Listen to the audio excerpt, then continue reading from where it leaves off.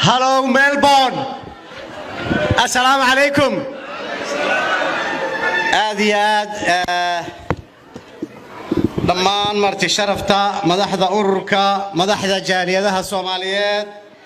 مدحدا جاليدا وقاعديني هالكن مدحدا جاليدا دولة ديغانكا الصوماليات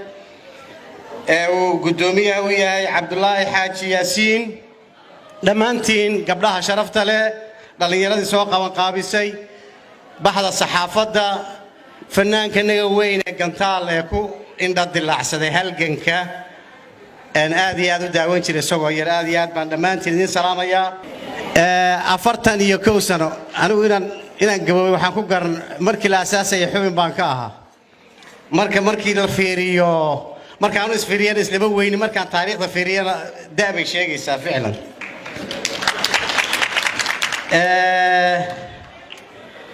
halgan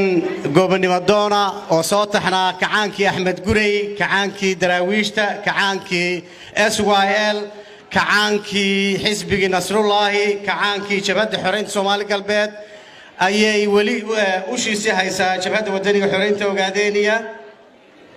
hadda waxaan ku halgamaynaa nabad laakiin gumaysi ma ogolin Soomaalinimada in la ilaaliyo dadka Soomaaliyeed iyo ubadkiina iyo jiritaankiina iyo diintiina iyo qiimihiina iyo ku xirantay iyo dan u tahay dadka Soomaaliyeed yaa taagroon waxaana la dhahay Itoobiya na qabsanaysa Itoobiya anagoo in yar oo cayna bay haysan kari weeyday ma Jamhuuriyadda Soomaaliya liqi kartaa anaga si Allah sayna dhahda la adaaday Jamhuuriyadda 60 sano dawladnimada haysatay ee warshadaha leh ciidamada leh diyaaradaha leh airportada leh iyada ka ilbaxsan inaan dadaan la liqi karin aan nahay waxaan nahay qowmiyadda ugu tiro badan ee geeska Afrika ku nool 35 milyan ilaa 40 milyan baa la inuu qiyaasay sidaa ma aha qowmiyad lacagtoodu ay taalo afar caasimadood geeska Afrika iyo Central Africa iyo Zambia iyo Koonfur Africa iyo Mareykanka iyo London iyo Imaaraadka iyo bariga dhexe qowmiyad Afrikaan ah ama geeska Afrika ku nool oo kartida dhaqaale iyo ilbaxnimada la ma jirto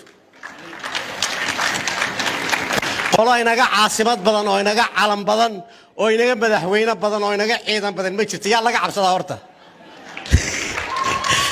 cidda laga cabsada inaga laandheeraysa inaga ciidan badan ee inaga tabar badan ee inaga aqoon badan ma xabashida rooti muxuu canjeerada ku gada Mareykanka miya canjeera kaliya xabashidu gadaa markaan tagay Minnesota waxaan tagay laba suuq oo waaweyn oo Soomaalidu leedahay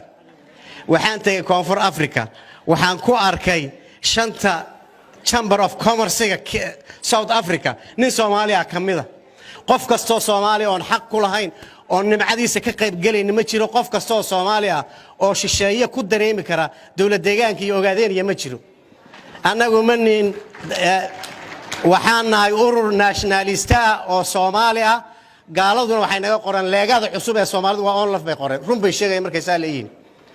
gaalada naga qortay Soomaalidu meesha leeyahay waa qabiil Ogaadeena waxay qoreen waa leego magacii bedelatay ururkii leegada oo magacii bedeshay marka annagu ururkaas aan nahay wadaniga ee Soomaaliga ee nationalista dhulkaana waa xoreynaa dadka Soomaaliyeedna waxaan doonayaa laba arrimood inaan sheego annagu laba madaxweyne ka codsanay inayna taageeraan labadii wayna taageereen maadaama uu midna xilka hayna midna shida waxa mid cadam uu soo ahaa uu ku mahadsan yahay wuuna taageeray midka kalena wuxuu ahaa Cabdiqaasim Salaad Xasan madaxda Soomaalida labada nin baa codsiga aan u jeedinay si sax uga soo jawaabtay laakiin maanta intii hore sabab nabadgelyo aan u qarinay maanta waa sheegaynaa shacbiga Soomaaliyeed una garab istaagay hadda ka dibna garab istaagnaada weeye guul Soomaaliyeed iyo magac Soomaaliyeed iyo xuquuq Soomaaliyeed iyo karaamo Soomaaliyeed baan ku maqannahay tur reer leeyahay iyo tu kooxleeda kuma maqnin Ogaadeen yaa xirowdo dadka Soomaaliyeed ha israaco reer Melbourne ha noolaadaan